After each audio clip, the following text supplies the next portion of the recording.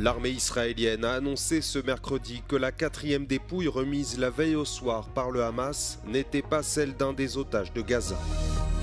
Le vote sur la participation d'Israël à l'édition 2026 du concours de l'Eurovision est reporté au mois de décembre.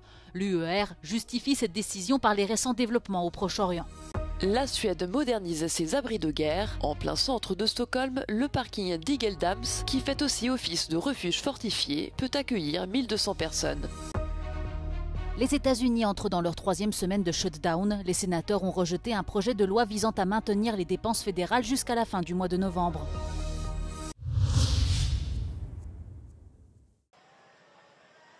L'armée israélienne a annoncé ce mercredi que la 4e dépouille remise mardi soir par le Hamas n'est pas celle d'un des otages de Gaza.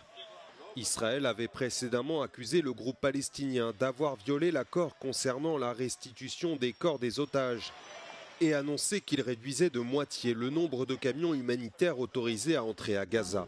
Dans le même temps, les proches des 20 otages libérés vivants ont dénoncé leur traitement pendant leurs 2 années de détention. הוא קיבל אוכל בכמות גדולה כדי שיראה קצת יותר טוב עבור העולם. וזה כנגד הבקשות של ישראל והארגונים הבינלאומיים.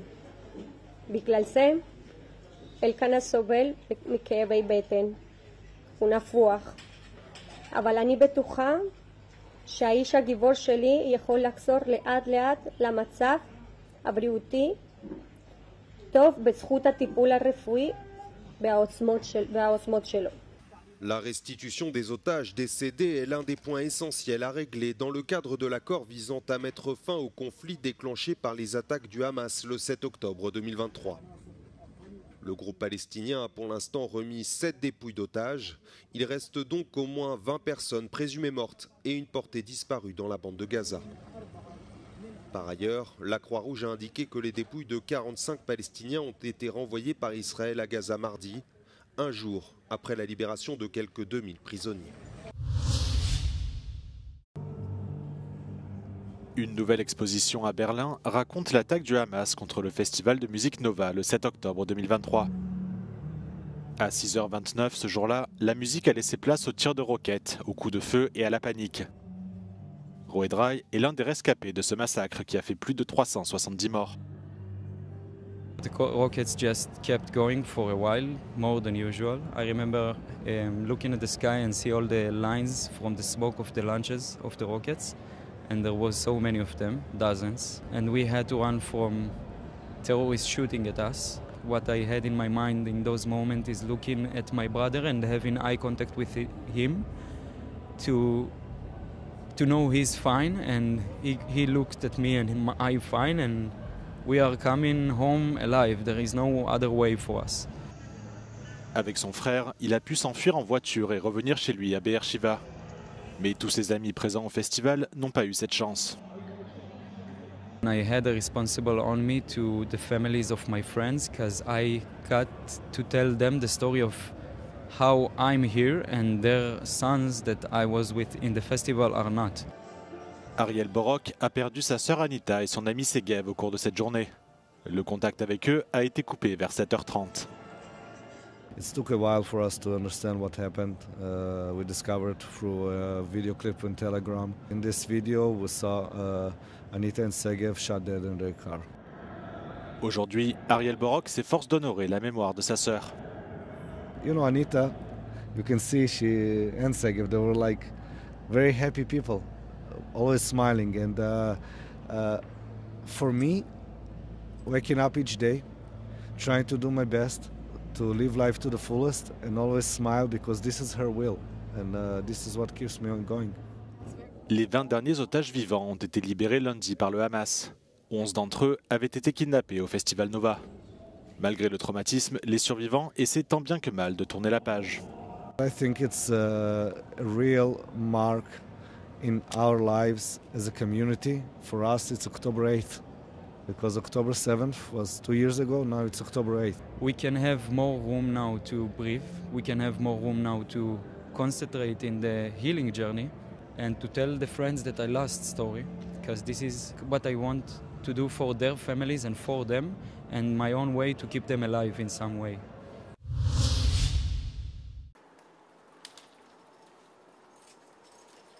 Creusé dans la roche en plein centre de Stockholm, le parking d'Igeldams a tout l'air au premier abord d'un simple espace de stationnement.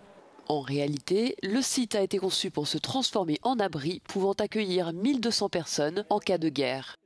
It can resist the blast and the debris and such things that comes with a bomb. Then it's airtight, so it even resists biogas or chemical gas or even nuclear waste. Depuis le début de la guerre en Ukraine, la Suède se prépare sérieusement à l'éventualité d'un conflit armé sur son territoire. Le pays a investi près de 8 millions d'euros depuis 2024 pour moderniser ses abris construits pendant la Seconde Guerre mondiale et la guerre froide. Un fonds qui resterait cependant insuffisant pour remettre en état ces 64 000 infrastructures fortifiées. En septembre dernier, le Premier ministre suédois Ulf Kristersson a annoncé que la Suède allait injecter près de 2,5 milliards d'euros dans son budget de défense pour atteindre des dépenses militaires de près de 27,5 milliards d'euros.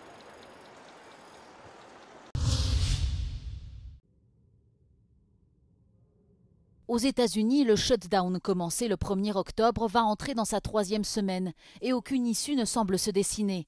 Ce mardi, pour la 8e fois depuis le début du mois, le Sénat américain a rejeté un projet de loi visant à rouvrir le gouvernement. Le vote qui permettrait de maintenir les dépenses fédérales jusqu'à la fin du mois de novembre n'a pas réuni les 60 voix nécessaires à son adoption. Les démocrates continuent de réclamer l'extension des subventions de l'Obamacare qui arrive à échéance pour des millions d'Américains et les républicains ne lâchent pas. Les effets de cette paralysie commencent à se faire sentir dans le pays. Des institutions sociales et culturelles qui dépendent financièrement du gouvernement ont fermé leurs portes complètement ou partiellement en raison du shutdown. Après les premiers licenciements de fonctionnaires la semaine dernière, d'autres pourraient encore suivre. Donald Trump a prévenu qu'il y en aurait beaucoup et ceux qui ne seront pas renvoyés devront continuer à travailler sans salaire tant que le shutdown n'est pas réglé.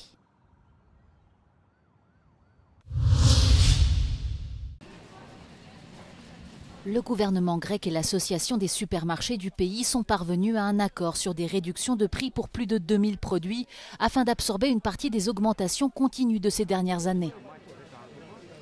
Au cours de la dernière période, des représentants du gouvernement, dont le Premier ministre, ont été en contact avec les dirigeants des supermarchés afin de trouver une solution partielle au problème et de faire baisser les prix. L'annonce de mercredi est intervenue après que le ministre du Développement a rencontré le directeur général de l'association des supermarchés. Μέσα σε ένα δύσκολο παγκόσμιο περιβάλλον, δίνουμε συνεχή μάχη σε ό,τι περνά από το χέρι μας για τη συγκράτηση των τιμών, ιδιαίτερα στα βασικά είδη διαβίωσης. Στοχεύουμε στη διασφάλιση υγιούς ανταγωνισμού και ταυτόχρονα πιέζουμε την αγορά με κάθε νόμιμο τρόπο να μειώσει το μεσοσταθμικό της κέρδος προς όφελος της κοινωνίας και ιδιαίτερα όσων δοκιμάζονται, μειώνοντας τις τιμές σε όσα προϊόντα αυτό είναι εφικτό. Le directeur général de l'Union des supermarchés grecs a souligné que les grandes chaînes de supermarchés et certains fournisseurs ont répondu à l'appel à l'aide pour les consommateurs et les ménages vulnérables. Είναι μια συνεχής προσπάθεια της επιχειρηματικής κοινότητας σε συνεργασία με την Πολιτεία και το Υπουργείο να μπορεί να προσφέρει προϊόντα σε άριστη ποιότητα και στην καλύτερη δυνατή τιμή. Και αυτό είναι μια συνεχής δέσμευση παρά τις δυσκολίες που δημιουργούν η πληθωριστική κρίση, η ενεργειακή κρίση και οι συνέπειες της κλιματικής αλλαγής στην επάρκεια τροφίμων διεθνώς. Nous déclarons l'Oumer 2025, le Festival des cinémas de Lyon, ouvert. C'est l'acteur Jeremy Allen White accompagné d'une pléiade d'invités qui ont ouvert le festival Lumière, réunis sur la grande scène de la Halle Tony Garnier à Lyon par le directeur du festival Thierry Frémaux. Ils ont lancé la 17e édition de cet événement dont le succès grandit chaque année et ravit tous les passionnés de cinéma et de belles rencontres. Well, I can tell you what made me fall in love with French cinema. Jean-Pierre Melville's Le Samurai. And that was mine. Was it? Yeah. The work of William Friedkin for me. Yeah. Michael Mann. Yeah. Terrence Malick.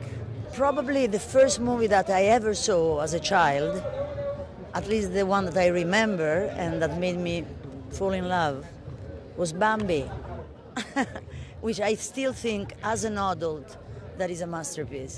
You know, American movies of the 70s, they did make some incredible cinema then. And then, you know, Italian movies, things that I've grown up with, you know, all our old movies, old masters, that they, you know, I still watch them every time I can. I have this soft spot for gangster movies. I think Goodfellas, Godfather 2, I think it's appropriate to mention Heat. I've seen that a lot. I think to smuggle human character studies like these films I'm mentioning into American genre movies fascinates me. And I will also say, I think Paul Thomas Anderson's most recent film, One Battle After Another, that's one I'm going to watch a lot, again and again, I think. To be quite frank, I'm here because of Sean, because he just introduced my film and has spread his love for sentimental value. So we spent all last night together, and I'm a huge fan of Sean Penn. Yeah, I think he's a wonderful actor.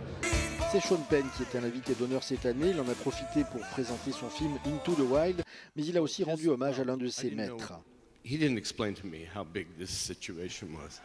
I heard my name a lot tonight, but I've been very comfortable with it in the sense that knowing Cuckoo's Nest was going to play, there was no question I was going to be able to find great humility under the circumstances.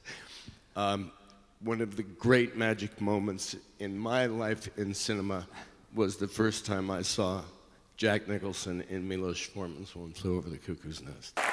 Enfin, c'est le réalisateur Michael Mann qui recevra vendredi le prestigieux prix Lumière lors d'une soirée dont nous vous parlerons également.